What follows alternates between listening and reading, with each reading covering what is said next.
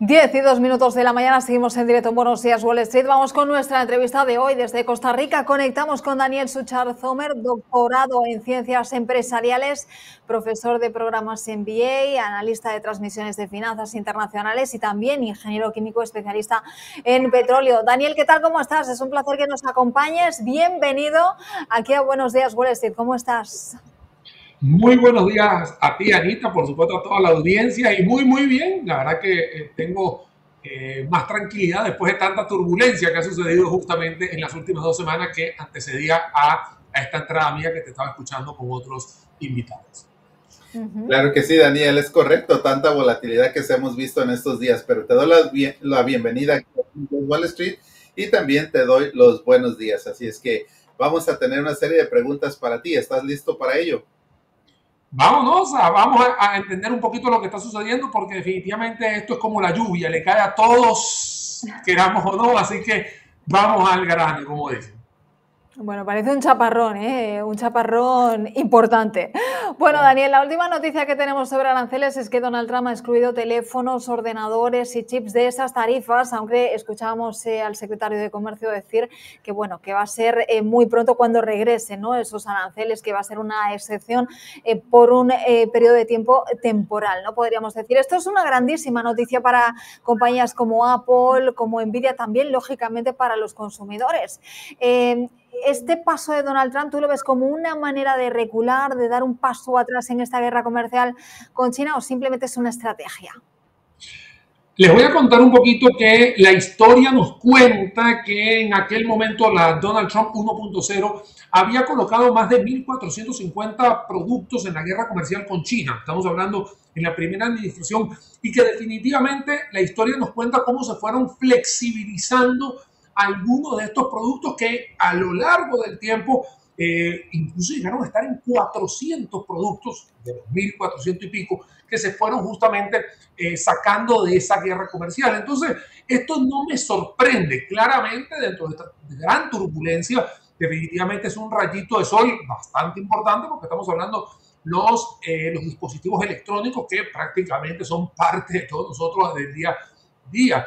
Pero si nuevamente lo digo, si veo la historia que ocurrió en el 1.0, ahí es donde yo agarro y digo, hey, ya me suena este cuento igualitico a lo que habíamos visto en aquel momento. Y claro, obviamente hay un ganador que en este caso va a ser Nvidia, que va a ser Apple y que va a ser una gran cantidad de empresas que manufacturan en China e incluso manufacturan semiconductores tanto en Centroamérica como en Taiwán, como en muchos lugares que también estaban obviamente dependiendo de un hilo de cómo iban a estar los aranceles justamente de estos productos tan esenciales de la vida cotidiana y que bueno, y que ahora pareciera que hay vamos a decir, este rayito de, no es luz, sino de luz al final del túnel, que es muy importante.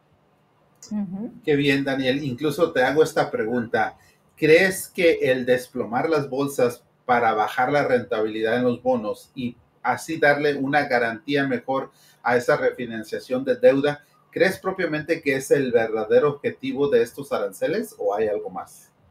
Mira, yo no creo que todo esto tenga que ver con este tipo de estrategias. Además, me parecería que sería un genio el que hubiese pensado que esto estaría sucediendo, digo yo, en la estrategia, porque justamente sabemos que cuando algo sucede, alguna decisión a nivel, no importa si es planetario, local, regional, el termómetro del tipo de cambio y el termómetro de los bonos, y en los bonos obviamente están las dos vertientes, el valor del bono y por supuesto las tasas de interés siempre se van a mover. Entonces sería, o por lo menos yo lo veo como muy hilar, muy delgado, de que existiría una estrategia muy mesurada y muy preparada para decir, hey, anuncio todo esto, renegocio bonos, o sea, lo veo demasiado jalado por los pelos, como se dice, una expresión muy coloquial.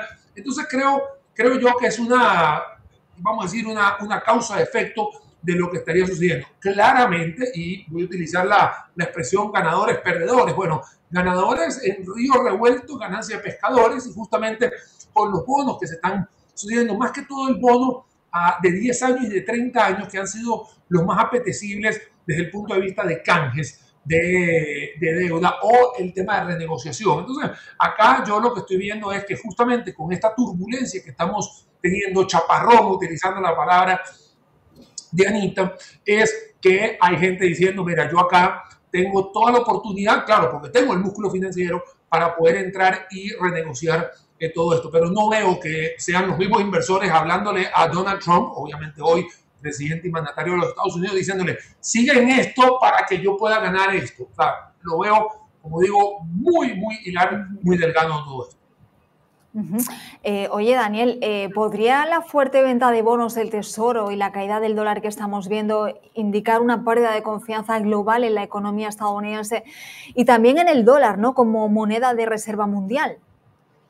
Bueno, acá, si bien acabamos de explicar el tema de los bonos, me voy a poner desde el punto de vista de la confianza. Y definitivamente la confianza, muy bien lo has comentado, sí tiene que ver con esta turbulencia. Cuando justamente existen estas tormentas, la gente empieza a ser mucho más conservadora y de repente empieza a utilizar esta expresión muy coloquial que dice, vamos a dejar que el pato nade. Y mientras el pato va nadando en el lago, yo me voy a ir preparando y voy a ver qué pasa.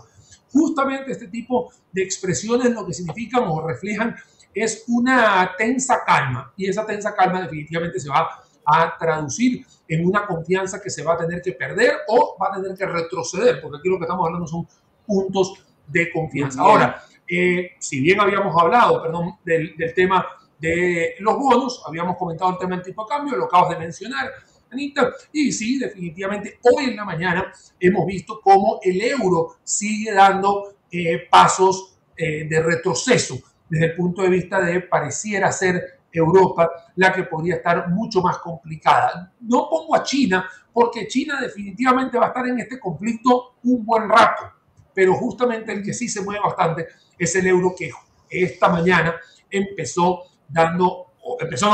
volvió a amanecer dando pasos hacia atrás. Así es, Daniel. Incluso estamos viendo cómo el sentimiento del consumidor estadounidense se estuvo desplomando durante el último mes. De hecho, cayó un 11%, su nivel más bajo que ha alcanzado en los últimos 3 años. Ahora, estamos viendo un panorama incierto en el que tratamos de buscar respuestas hacia dónde podría ir la economía de los Estados Unidos, pero también hacia dónde podría ir la economía global. A raíz de estos aranceles, ¿crees que existe la posibilidad de que las tarifas causen una deflación o una inflación porque los consumidores dejen de gastar? A ver, por supuesto que si podemos todos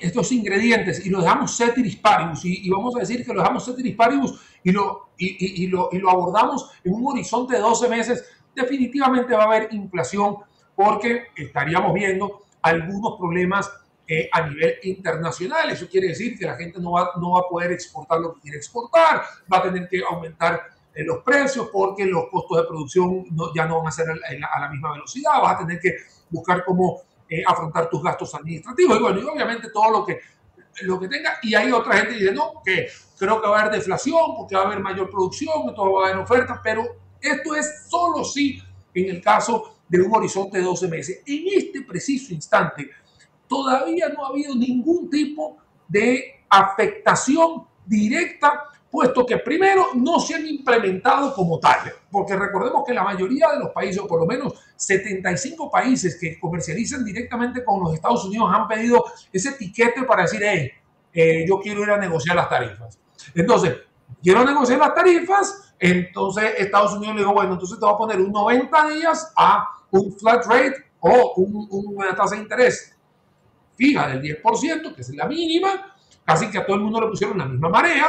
Entonces, el exportador de Colombia, el exportador de Costa Rica, el exportador de Ecuador o el exportador de Taiwán y así sucesivamente, tiene la misma entrada hacia los Estados Unidos. Y claramente las entradas lo que hace es que hasta que el producto llegue, y entonces ahí es donde viene dándose este tipo de tiempo y de lapso que se tienen que empezar a ejecutar, porque no es de mañana que empiezan a subir los precios de los productos importados. Por otro lado, es importante saber qué es con los Estados Unidos. Y hay 220 países, un poco más, un poco menos, que igual comercializan entre ellos. Y entonces aquí muchos también ganadores y perdedores, van a haber ganadores en los cuales van a acercarse para realizar o para avanzar en tratados de libre comercio, tratados bilaterales. En Sudamérica tenemos un tratado muy fuerte que es el Mercosur, y luego tienes tratados de Alianza del Pacífico y tienes tratado transpacífico y así empiezan los tratados a dar vueltas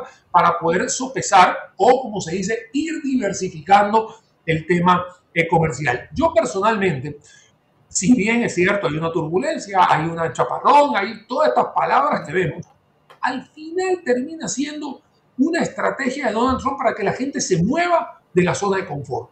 Y 75 países que han pedido esa, vamos a decir, como digo yo, ese tiquete para ir a negociar aranceles, si ellos terminan teniendo aranceles cero, por ejemplo, ayer llegó Nayib Bukele, presidente de El Salvador, a negociar con Trump.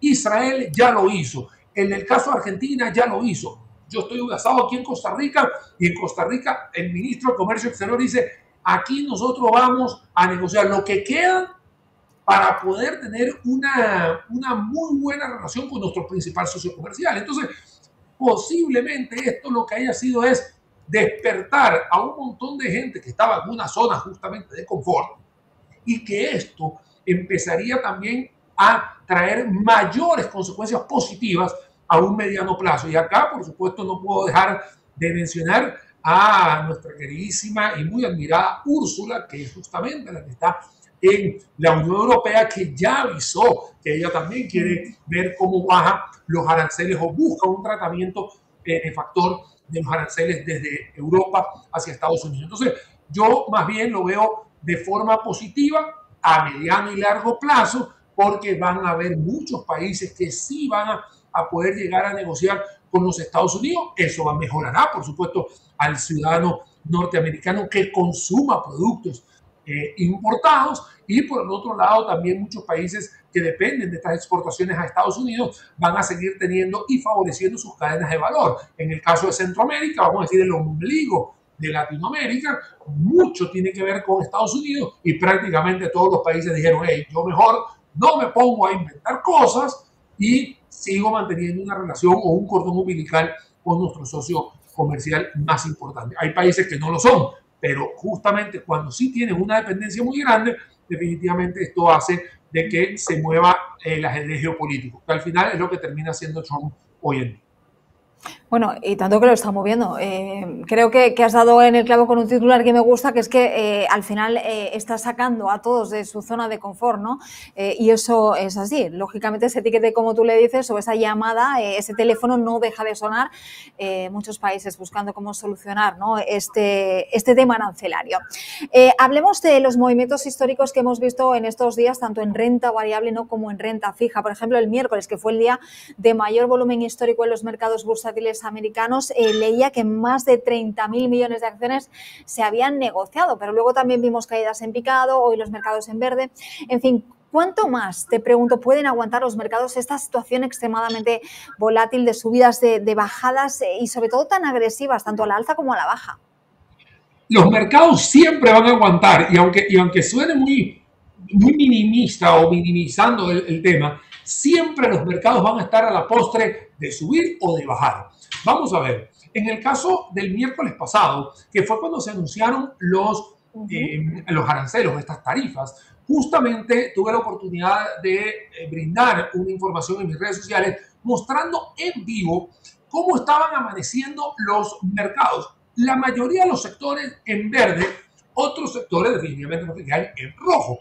Entonces, ¿qué significa esto? Volvemos a la frase de ganadores y de perdedores.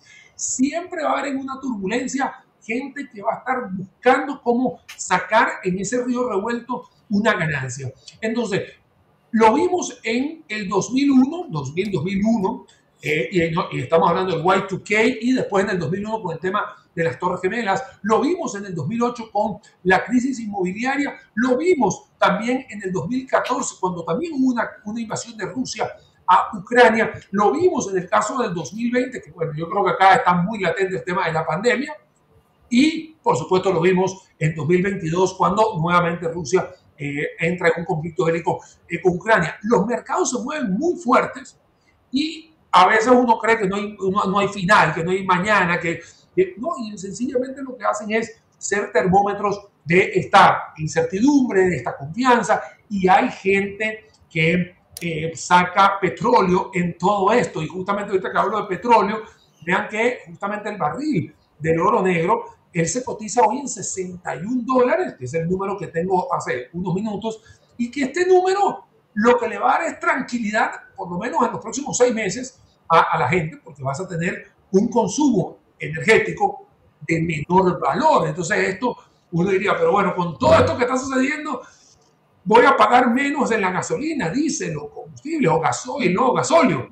Pues sí, hay gente que va a tener, digamos, por un lado un aumento de tarifa y por el otro lado va a tener una disminución en el costo intermodal de llevar productos por un lado al otro, así que pareciera que puede haber una suma algebraica que te dé cero. Entonces es ahí donde uno tiene que ver que no es solamente algo estático, sino que es muy variable. Y entonces entra lo variable, que me acabas de preguntar, variable y fijo en las rentas de muchas inversiones. Bueno, que justamente la gente se modifica más es más conservadora, la gente se va a rentas fijas porque dice, yo me quiero quedar más quieto. Eso tiene que ver con la confianza del consumidor, pero hay gente que se anima a buscar variabilidad porque justamente las tasas de interés de los bonos están hasta el sol de hoy yendo hacia el alza, y entonces hay gente que dice, justamente en río revuelto, ganancia de pescadores.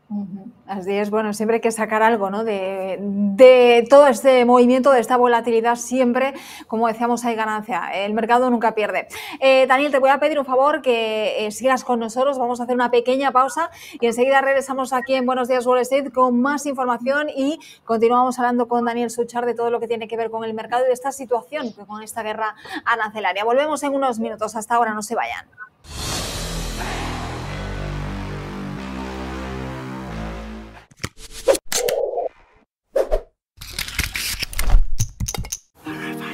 El amor es una lección que no termina, no sabe de condiciones, así que abróchate el cinturón como si fuera rutina. El amor te mantiene vigilante, nunca se detiene, es fascinante. El amor no es fácil, es comprometerse, incluso cuando se rehúsan a comportarse. Es encontrar el asiento correcto y cuidar a tu familia decidir. Siempre verifica 2 veces antes de conducir. Asegúrate de que tus hijos estén en el asiento correcto en nhtsa.gov/protegidos. Haciendo planes eres el mejor. ¿Recuerdas los 90 minutos mejores planificados de tu vida? ¿O aquel aniversario sorpresa para las bodas de oro de tus padres? Te llevaste oro en planificación. De la misma forma en la que planificas para esos momentos, planifica para protegerte a ti y a los tuyos de un desastre natural. Inscríbete para recibir alertas locales. Prepara un kit de emergencia y haz un plan de comunicación familiar. Proteger a tu familia es el mejor plan que puedes hacer. Los artistas más importantes de la industria están en Tarima, ofreciendo sus conciertos con una fórmula diseñada exclusivamente para que el televidente se sienta parte del show más interactivo, cubriendo todos los géneros musicales latinos. Entrevistas exclusivas, detrás de cámara, videos musicales, programas especiales, con toda la información de lo último en la música latina y tus artistas favoritos. El canal de música en vivo más querido por todos los hispanos. Tarima, el canal de los conciertos. Comercio, tu portal al mundo financiero actual. Actualizamos diariamente con nuestros artículos sobre el mercado de valores y el mundo financiero. Encuentra artículos educativos, entrevistas exclusivas en video y mucho más. La economía en tu idioma. Escanea el código QR y visita Comercio TV ahora. La mamá de Elmo le enseñó que reír puede ayudar con las emociones desafiantes, como cuando te sientes muy feliz. Asegúrate de celebrar cuando estés feliz y de reírte mucho. Con amor, tu mente. Bueno, y en 30 Reírse, la mamá de Elmo le enseñó que reír puede ayudar con las emociones desafiantes, como cuando te sientes muy feliz. Asegúrate de celebrar cuando estés feliz y de reírte mucho. Con amor, tu mente. 'Em, 'em, 'em, 'em. 'Em, 'em, 'em, 'em. Gracias por continuar con nosotros aquí en Comercio TV, el único canal que le habla de economía en su idioma. Estamos llevando a cabo una entrevista súper interesante con Daniel Suchar, así que Alejandro, tenemos más preguntas para Daniel. Estamos hablando de toda esta situación arancelaria, de qué va a pasar con la economía, de hacia dónde nos dirigimos, sobre todo también de esta guerra que sigue escalando, sobre todo con China. Ale. Sí, Daniel, quería preguntarte qué es lo que tú ves, qué viene de esta guerra arancelaria, cómo van a ser esas negociaciones propiamente con todos los países y con China, que es con quien ha habido más dificultad en estos 90 días. ¿Habrá ganadores y perdedores definitivamente? Bueno, Ale, yo estoy haciendo una analogía y si me permiten lo voy aquí a compartir con sus seguidores también. Yo digamos, todo esto yo lo veo como si fuese una enciclopedia. El tomo 1, que se llaman todos los países del mundo, y el tomo 2, que solamente está Rusia, México, Canadá y China. Entonces, voy a hablarte primero del tomo 1, que es más fácil para mí en estos momentos, ¿no?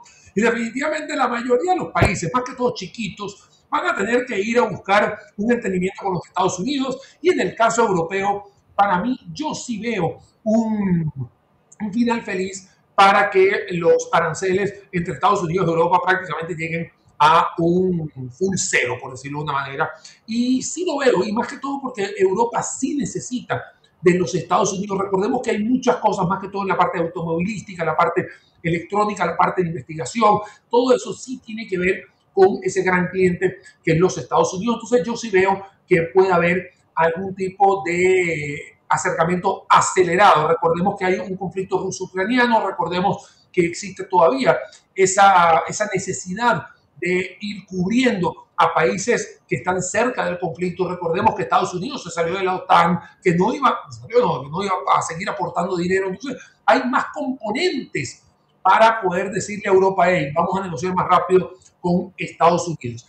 Y desde el punto de vista de los países que están más cercanos y que son más pequeños, por ejemplo, en el caso de Centroamérica, van a tener, para mí, estos van a ser días, ni siquiera van a ser semanas, van a ser días que van a tener que estrechar el cordón umbilical, no tanto así en Sudamérica, porque Sudamérica todavía tiene algunas ideologías de pensamiento y también son en algunos casos autosuficientes a nivel energético, a nivel de sector primario, que podrían tener algún tipo de rezago a la hora de ir a conversar. Y estamos hablando que hay también un par de países que estoy seguro que no se van a sentar a negociar, que definitivamente van a ser Venezuela, Nicaragua, Cuba y posiblemente Bolivia, ¿no? Brasil sí lo veo negociando también.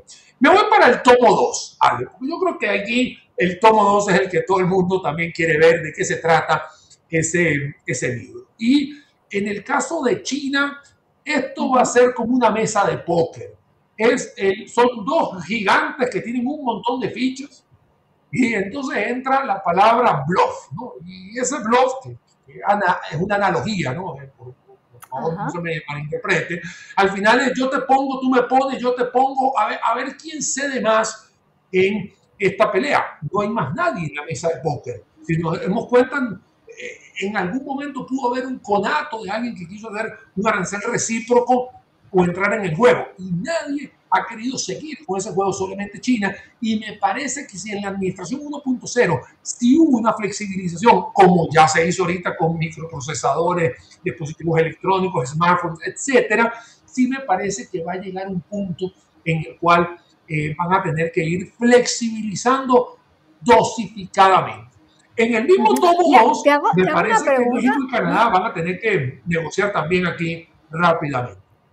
Te hago una pregunta, porque al hilo de esto que mencionabas del póker, ¿no? Y en esta mesa, podríamos decir, con China y Estados Unidos, ¿alguno de los dos países puede hacer un all-in? O sea, ¿a quién ves en esa mesa llevando la manija del juego? ¿A China o a Estados Unidos? Porque es muy difícil, porque China tiene mucho que decir. Mira, Anita, yo creo que el all-in primero no va a llegar, o sea, no lo veo que va a haber un all-in, ¿no? O sea, pero si el que tiene más fichas es el cliente. Y acá no hay forma alguna, y esto es un tema de malicia indígena que usamos todos los comerciantes. El cliente tiene la razón y a veces hay que escucharlo, ¿no? Y a veces hay que Pero en este caso el cliente sería Estados Unidos, ¿no? Estados Unidos, exactamente. Sí, Estados Unidos, ese es el cliente. Es que tú puedes agarrar y decir, mira, si yo pierdo mi cliente, que no lo va a perder. Y eso es otra cosa que sí me gustaría, y ahora sí nos vamos a salir un poco de la analogía de póker, ¿no? Porque a veces pueden creer que estamos incitando a eso, no estamos haciendo una analogía, una comparación. Pero lo que sí está claro es que no va a bajar a cero las exportaciones. O sea, no es que no vaya a bajar, no es que vaya a cero. Y es que a veces hemos pensado o hemos visto en redes sociales alguna manifestación de que la gente cree que se acabó. No, no, no, no. Lo que va a suceder es que hay un arancel que va a encarecer el producto en el cliente final. Y hay personas que están dispuestas a comprar utilizando marcas europeas. Hay marcas europeas de alta gama que aunque le pongas 10 o 15%, igual el cliente la va a comprar. Hay carros y automóviles que uno conoce que al final el comprador 10, 15% más no le va a hacer ninguna diferencia. Entonces, hay que recordar que existen los consumidores. En el caso de Estados Unidos tiene una India, tiene un Malasia, tiene una Indonesia, tiene un Corea del Sur, tiene un Japón. Estos dos últimos ya pidieron tiquete para abrir el tema de los aranceles. Entonces puede buscar mayores proveedores. En el caso, y respondiendo a la pregunta, no veo a China haciendo all-in, porque China puede ser en algunos casos parte de la cadena de valor, de la cadena de manufactura o de la cadena de producción, pero no es el cliente final. El cliente final sigue siendo la economía más grande del mundo, que hoy en día es los Estados Unidos. Bueno, creo que muchos de los analistas que pasáis por aquí sí que es verdad que mencionáis el tema de que Estados Unidos tiene la baza de que es el país que más consume. Pero China, para evitar también esos aranceles, está colocando o está llevando empresas, ¿no? Está pasando por pequeños países, ¿no? Eso también es una estrategia que están siguiendo los chinos. Bueno, hay dos palabras que son en inglés, se llaman nearshoring y friendshoring. La primera quiere decir que se están acercando empresas de manufactura nearshoring, cerca a la costa, y justamente en este caso cerca de la costa del gran consumidor. En el caso de la pandemia, que fue entre años 2020 y 2021, tuvimos la oportunidad, testigos, muchos acá en Centroamérica e incluso México, de ver cómo llegaban empresas que para evitar algún tipo de cierres autoritarios que estaban ocurriendo en China, se colocaban dentro de nuestro continente y por supuesto suplían rápidamente. Acá podría haber prácticamente la misma columna vertebral diciendo, mira, vamos a tener problema de China, mejor me lo traigo a Costa Rica o me lo traigo a Honduras o me lo traigo a México y podemos tener no solamente una cercanía, sino que tener una facilidad para que no nos impongan esos aranceles. Luego viene la palabra friendshoring, o sea, estamos hablando de aquellos países que han sido amigables con los Estados Unidos o muy cercanos en la ideología de pensamiento norteamericano. Y aquí no estoy hablando de Donald Trump ni estoy hablando de Joe Biden, estoy hablando de la cultura norteamericana, que es mucho más capitalista, que es mucho más consumista, que es mucho más volcado hacia el gasto. Entonces hay países en la región que definitivamente son mucho más cercanos. Hablaba en la intervención anterior de que un Venezuela, un Nicaragua, que justamente estos dos tienen aranceles más altos, no son parte del friendshoring, ni Cuba tampoco. Entonces, serían otros países como El Salvador, Honduras, Guatemala, Costa Rica, Panamá, por supuesto, que podrían estar teniendo una ganancia y ya la están teniendo. ¿Qué pasa con México? Que México está en el tomo 2.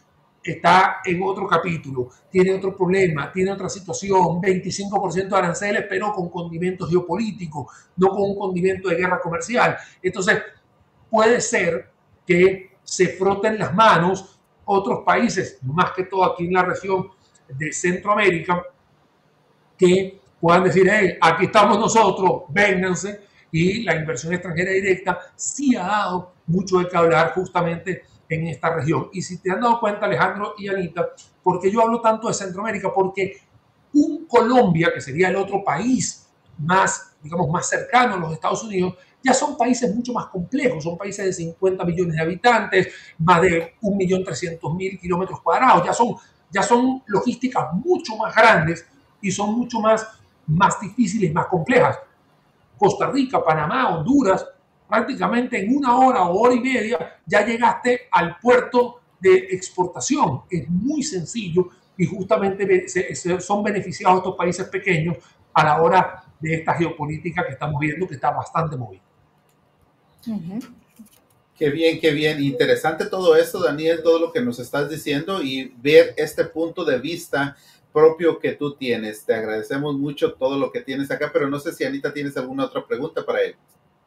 Bueno, simplemente para cerrar, preguntarte qué papel va a desempeñar la Reserva Federal en todo esto. El otro día escuchamos a Susan Collins de la Reserva Federal en Boston, que estarían absolutamente preparados si tienen que ayudar a los mercados financieros en caso de que la situación se descontrole.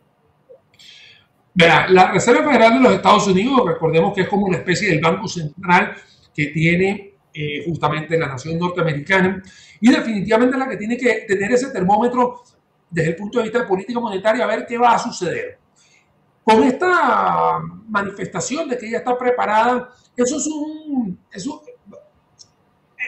un mensaje que tiene que darse para decirle al mundo: sí tengo la oportunidad de que si hay en algún momento un shock financiero, yo sí puedo entrar, ya sea a emitir bonos, a emitir algún tipo de movimiento en la tasa de interés o también una letra del tesoro. O sea, yo puedo hacer, y es algo que es necesario que suceda, que el protagonista, vamos a decir apolítico, pero más importante que la Reserva Federal de los Estados Unidos o el Banco Central de cualquiera de nuestros países, Banco Central Europeo, etcétera, es necesario que se manifieste y que sea protagonista, así sea de forma actor secundario, como se le dice en el léxico de la filmación, pero sí que esté muy presente diciendo que sí están teniendo ese termómetro. Ahora, recordemos que el dólar y recordemos que el euro y que el yen japonés y la libra esterlina siguen siendo las 4 monedas más fuertes, por eso se le conocen como las divisas más fuertes del mundo, donde en estas 4 están las casi 80% de las reservas internacionales del planeta. Entonces, si bien puede haber una incertidumbre, y como ahora, ya casi vamos a decir unos 5 días después de poner la pausa y que ya la gente ya está haciendo los análisis, y hoy en día está reaccionando bien la bolsa de Dow Jones y está reaccionando bien Nasdaq, o sea, ya la gente está poco a poco haciendo esa especie de digestión de lo que está sucediendo. Acá no perdamos el foco de que cuando existe una reserva, que es al final el ahorro que quiere hacer un país, sigue siendo la divisa norteamericana con 60%, el euro con un 25% y el yen japonés, y en el caso de la libra esterlina, quienes ayudan a tener ese 80% de reservas internacionales. Entonces, esto lo que me da a mí a entender es que, si bien, vamos a volver otra vez a la frase inicial de la entrevista, hay un chaparrón, sí, hay un chaparrón, pero después de la tormenta siempre viene la calma. Y ahora, hace poco también escuché un refrán que dice: a veces las tormentas nos llegan también para quitar cosas del camino y despejar el mismo. Entonces podemos decir que si por la víspera sacamos el día, podría haber un poquito más de chaparrón, pero nos va a ayudar a poder acomodar todas estas piezas a nivel internacional, donde van a haber siempre ganadores y algunos que no tanto. Bueno, pues sacaremos el chubasquero, sacaremos el paraguas, las botas de agua, nos prepararemos para atravesar esta tormenta, este chaparrón, y esperemos que como bien comentabas, luzca el sol para los mercados y para la economía, no solo de Estados Unidos, sino para el resto de países. Quiero decirte algo, Anita, ¿sí? Anita y Alejandro, quiero decirles algo, pero les quiero decir no a ustedes ni tampoco al inversionista, les quiero decir algo al consumidor, si me permiten. Claro, claro. El consumo sigue. Y acá voy a hacer una publicidad, que esta es una taza de Costa Rica. Aquí yo sigo tomando café. Y este café, al igual que Ana puede tomar té y Alejandro puede estar tomando una gaseosa, y existen consumos, los consumos no paran. Por eso es que a veces, entre tantas cosas, uno dice... La gente habla de crisis y se pone a llorar. Entonces hay mucha gente que dice, y sale y vende pañuelos, porque hay consumos de todo. O sea, siempre va a haber consumos. No hay una pausa, no como cuando uno juega una consola y vamos a hacer una pausa y todo se detiene. No, aquí nada se está deteniendo. Lo que está es cambiando algunas reglas de juego. Pero los consumos siempre van a existir. Y esto es más que todo para el ciudadano a pie, porque a veces uno habla de bonos y habla de todo esto, entonces la gente a veces lo desconecta, dice, no, eso es muy estratosférico. Pero en realidad al final esto termina siendo parte de nuestra vida. Van a haber momentos de turbulencia, van a haber momentos de chubascos, pero los consumos van a seguir. Y eso también es importante para el que esté tratando de buscar inversiones de su propia pequeña y mediana empresa, de su propio podcast, de su propio... Está el consumo. Es correcto. El consumo también es parte del juego. Saliendo un poquito de la zona de confort, al hilo también de lo que comentabas antes. Así que nada. Bueno, Daniel, te seguimos en redes sociales, las vamos a colocar por aquí para que toda la gente que quiera seguir informado y seguir escuchándote lo pueda hacer. Y nada, nosotros te invitamos a que te vuelvas a pasar otro día por aquí por Buenos Días Wall Street. Ha sido un placer. Te damos la bienvenida. Primera vez que te sientas con nosotros y esperemos que no sea la última. También muchísimas gracias, Anita. Empiezo contigo, damas primero. Alejandro, muchísimas gracias también por la invitación. Raúl, que está detrás de controles, que también me estuve conversando con él. Muchas gracias de verdad para todos ustedes y por supuesto para toda la audiencia. Que tengan un excelente día y por supuesto una feliz semana. Igualmente, gracias. Gracias, Daniel. Un abrazo. Bueno, pues charla muy interesante, con muchos detalles a tener en cuenta. Vamos a hacer una pausa y regresamos enseguida con más información aquí en Comercio TV. Hasta ahora.